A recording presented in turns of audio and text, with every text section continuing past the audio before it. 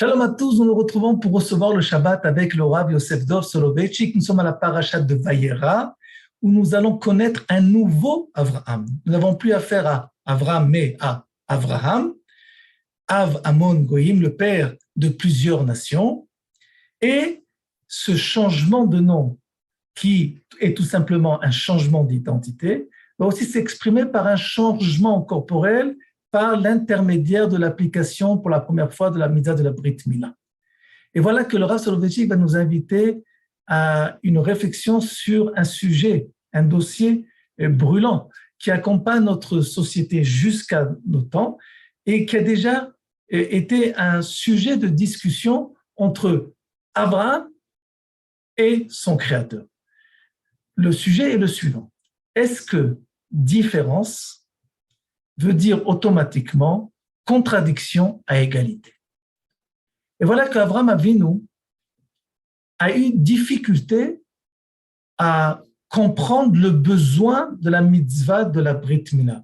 La difficulté n'est pas une difficulté au niveau de l'application corporelle de la mitzvah, mais quel est le but de cette mitzvah? Parce qu'Avraham Avinu a trouvé une contradiction à son identité a priori. Voilà qu'Avraham Avinu est devenu Abraham, comme on a dit, Av Amon Goyim, le meneur, le leader, l'éclaireur de toutes les nations du monde, et que si, a priori, il est censé être l'éclaireur, il est censé faire partie de l'humanité. Et dès que la Brit Mila va être exercée chez Avraham Avinu, cette Brit Mila va créer automatiquement, de facto, une différence. Et donc, Avraham Avinu pose la question au niveau de la compréhension de la chose à son créateur, comment je peux accomplir mon rôle d'éclaireur si je suis différent? Pour être éclaireur, il faut faire partie intégrante de l'humanité. Et là, Dieu va lui donner une leçon qui est notre leçon pour toutes nos générations.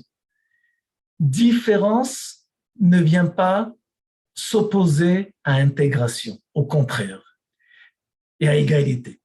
C'est parce que l'égalité existe qu'elle donne la place à la différence. Et la différence qui existe entre les gens, c'est ça qui va exprimer la mise en place de cette égalité. Parce que pourquoi les différences existent? De façon que chacun puisse amener à l'autre ce qui lui manque. Et par le fait que chacun amène à l'autre ce qui lui manque, dans cette opération en question, nous sommes égaux. Chacun amène à l'autre ce qui lui manque. Tandis que si nous étions égaux, ce qui veut dire sans aucune différence, il ne pourrait pas se passer en aucune façon un échange. Et cet échange qui passe par la différence permet de dévoiler une harmonie, une égalité dans le cadre en question que nous voulons reconstituer. Et c'est la raison pour laquelle que Akadosh Baruch Hu, Dieu va dire à Avraham Avinu que c'est exactement la différence qui permet de reconstituer la photo dans son ensemble. C'est la différence qui nous permet de pouvoir réaliser cette notion de plénitude, d'égalité.